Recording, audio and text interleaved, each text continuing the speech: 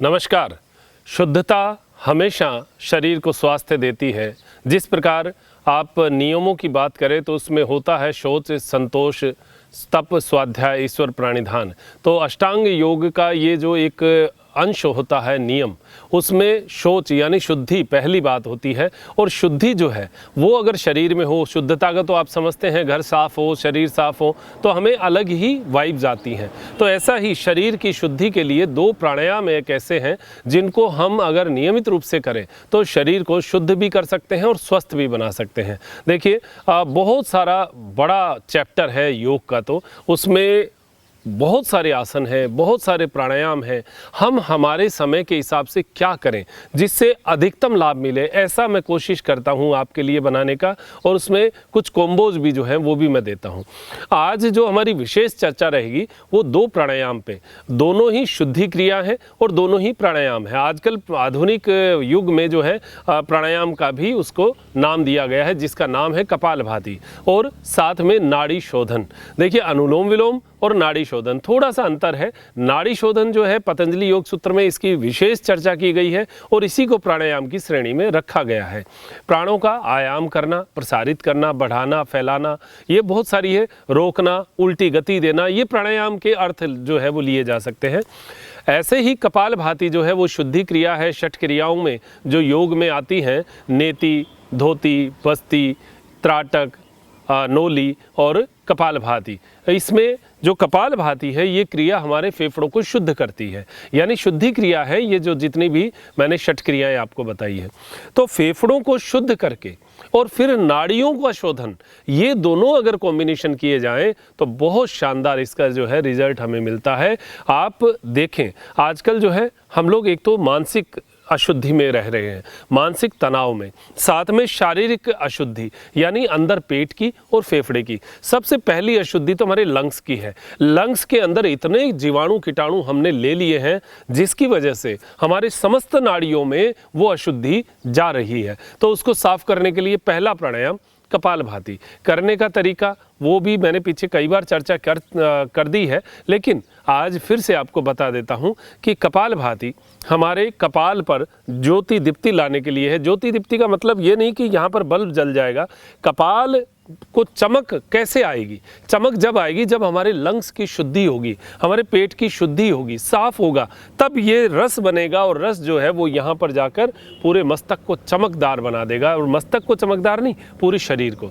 तो सबसे पहले कपालभाति और नाड़ी शोधन। अगर आपके पास कोई समय नहीं है, कोई बहुत ज़्यादा आप कुछ नहीं कर पाते हैं, तो एक तो मैंने सूक्ष्म क्रिया का आपको जो है एक पैकेज दिया है जो 30 मिनट का है। 30 मिनट सूक्ष्म क्रियाएँ करिए, फिर कपालभाति करिए और फिर अनुलोम विलोम करिए। करने का समय सुबह जो है वो पेट साफ करके फ्रेश होके और नहा के बैठें तो और ज़्यादा बेटर है। और शाम को भी भोजन करने से 1 घंटा पहले, ये इसका समय की बात हो गई। उसके बाद में भोजन की बात करें तो इसके 1 घंटे बाद आप नाश्ता कर सकते हैं और रात का भी भोजन 1 घंटे बाद कर सकते हैं ये क्रियाएं करके। और इससे 4 घंटे पहले आपका भोजन किया होना चाहिए। यानी अगर आपने 2 बजे खाना खाया है तो आप 6 या 7 बजे आपकी ये क्रियाएं कर सकते हैं। ये समय की बात हो गई। अब करने का तरीका, कपालभाति देखिए बैठना तो सुखासन में ही है। ज़्यादातर लोग सुखासन में ही बैठ पाते हैं। अगर इसमें नहीं भी बैठ पाते तो जो चेयर पे बैठने वाले लोग हैं वो चेयर पे बैठ जाइए, जो बिस्तर पे बैठने वाले लोग हैं वो बिस्तर पे बैठ जाइए। बस थोड़ी सी ध्यान रखें कि कमर सीधी रखेंगे, बस इतना ही ध्यान है। गर्दन वर्दन ऐसे लटकी नहीं रहेगी, कमर सीधी और चेस्ट अप।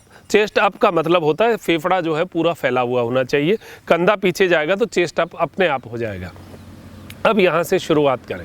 कपालभाति, नाभि को अंदर स्ट्रोक करते हैं और श्वास को बाहर निकालते हैं। आप पहले 100 स्ट्रोक अलग निकाल दीजिए। आप ये मानिए कि पहले 100 स्ट्रोक है आपके कपालभाति की गिनती में नहीं है, वो 100 स्ट्रोक लगाएंगे तब आपकी मूल सेटिंग बनेगी कपालभाति की स्ट्रोक की। कैसे?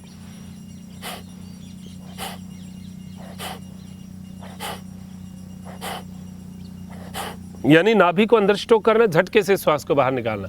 किसी भी प्राणायाम को करें आंखें बंद होनी चाहिए। मुद्रा कोई ना कोई लगा के रखें। इसमें ज्ञान मुद्रा हो सकती है या वायु मुद्रा। वायु मुद्रा इसलिए कि हम शुद्धि कर रहे हैं, वायु की शुद्धि कर रहे हैं, तो आप वायु मुद्रा ही लगाइए। अंगूठे की जड़ में तर्जनी अंगुली को ऐसे लगा के अंगूठा ऊपर से रख लेते हैं, इसको वायु मुद्रा कहते हैं। घुटने पर हाथ रहेगा और नाभि को अंदर स्ट्रोक करना है। कोशिश ये करना है कि सामने मोमबत्ती है नाक के और नाक की हवा से बुझाना है। इसको इसको आप 100 बार स्ट्रोक करेंगे तो इधर उधर स्ट्रोक होंगे, नाभि भी हो सकता है सही जगह पे नहीं लगे, लेकिन धीरे धीरे आपका जब अभ्यास हो जाएगा तो ये नाभि जो है अपने आप स्ट्रोक पे लगनी शुरू हो जाएगी। फिर भी अगर आपका स्ट्रोक सही नहीं लग रहा तो क्या करें, आप यहाँ पर एक बाजोट रख लीजिए लगभग 4 इंच ऊंचा, कोई बाजोट हो जाए या कंबल जो है ब्लैंकेट को आप लपेट कर इतना मोटा कर लीजिए और उसके ऊपर बैठ जाइए, आपका स्ट्रोक सही लगना शुरू हो जाएगा। ये एक मैंने छोटा सा उपाय बताया है।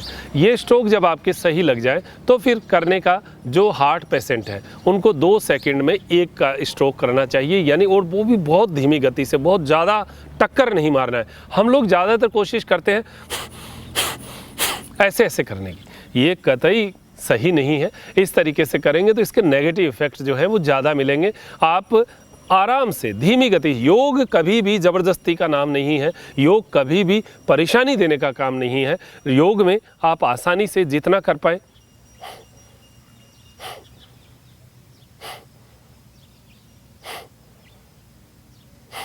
इतनी धीमी गति से भी हो तो बहुत बढ़िया।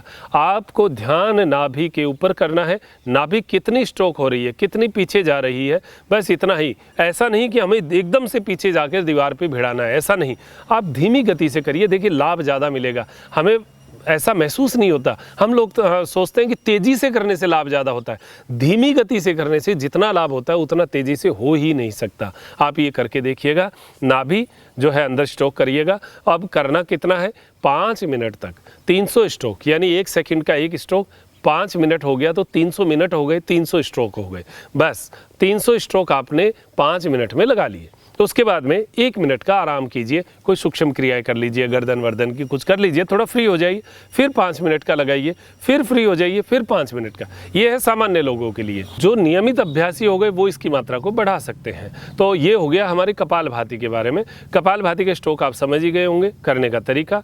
इसके जस्ट बाद आप जब 15 मिनट का आपका कपालभाति का सेशन हो जाए तो फिर उसके बाद में नाड़ी शोधन करिए। अनुलोम विलोम तो करते ही है, नाड़ी शोधन समझ लीजिए। नाड़ी शोधन, नाड़ियों की शुद्धि। आपने पहले फेफड़े की शुद्धि की है, झटके से श्वास को बाहर निकाला है, सारा कचरा बाहर निकाल दिया, यानी छलनी जो होती है उसको उल्टी मारते हैं तो उसका सारा कचरा बाहर हो जाता है। सेम छलनी को साफ किया है। अब छलनी साफ हो गई तो इसमें से छनेगा भी अच्छा। तो ये छनेगा क्या, ऑक्सीजन। ऑक्सीजन जब शरीर में हार्ट के जरिए जाएगा तो वो शुद्ध करेगा। शुद्ध कैसे करेगा, जब नाड़ी शोधन करेंगे। नाड़ी शोधन में क्या है, ईड़ा, पिंगला, सुषुम्ना, 3 नाड़ियां हैं। तीनों नाड़ियों को एक्टिवेट करेंगे हम। ईड़ा जो है वो हमारे चंद्र स्वर है, पिंगला जो है वो सूर्य स्वर है, और सुषुम्ना जो है वो हमारे मध्य का स्वर है।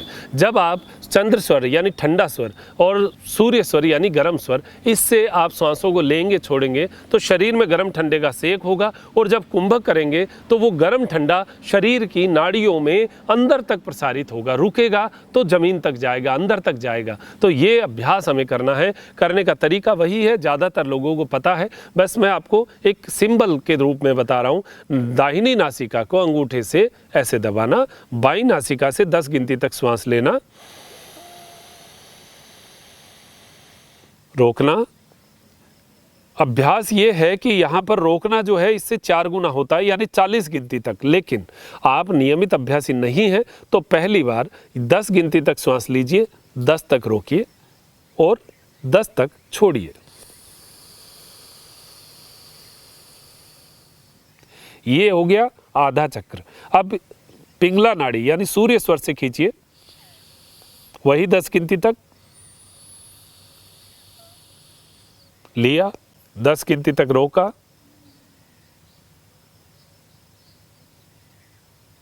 और 10 तक छोड़ा।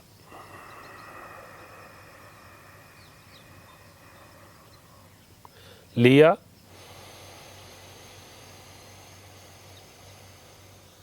रोका,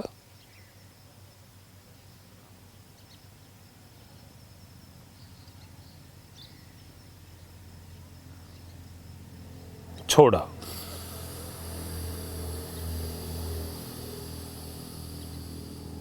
लिया, रोका,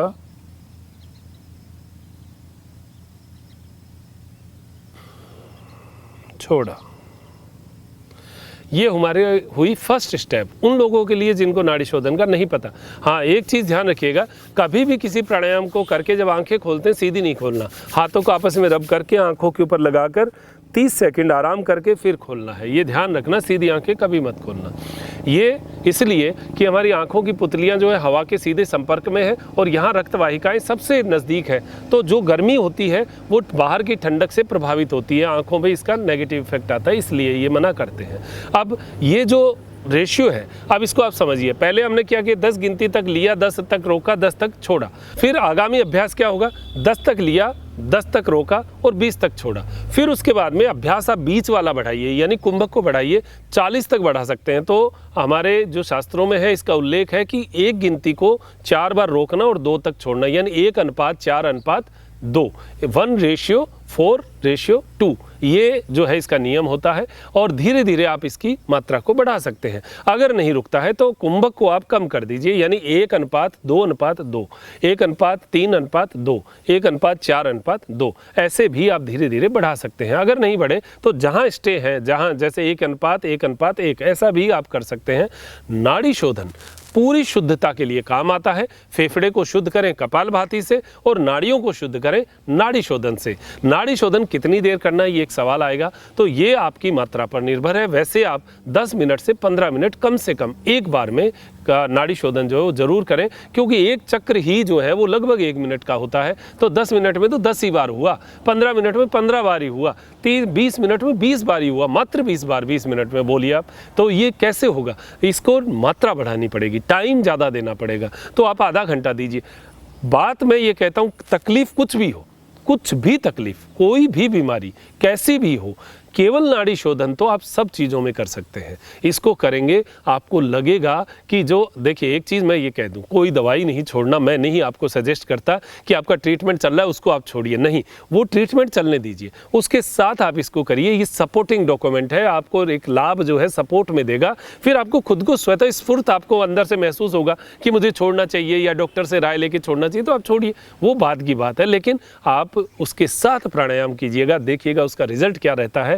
किसी भी प्रकार का दर्द, किसी भी प्रकार की जोड़ों में समस्या और किसी भी प्रकार का तनाव, इसमें नाड़ी शोधन बहुत लाभ करता है। और कपालभाति और नाड़ी शोधन दोनों का कॉम्बिनेशन कर दिया तो ये हमारी शुद्धता के लिए, शरीर की आंतरिक शुद्धि के लिए बहुत लाभ करेगा और आप जीवन में स्वस्थ रहें, मस्त रहें, ऐसी अपेक्षा मैं करता हूं। और ऐसी अपेक्षा करते हुए अब दीजिए इजाजत मुझे, डॉक्टर मनोज योगाचार्य को, त्रिनेत्र टीवी के लिए त्रिनेत्र योगधाम से नमस्कार।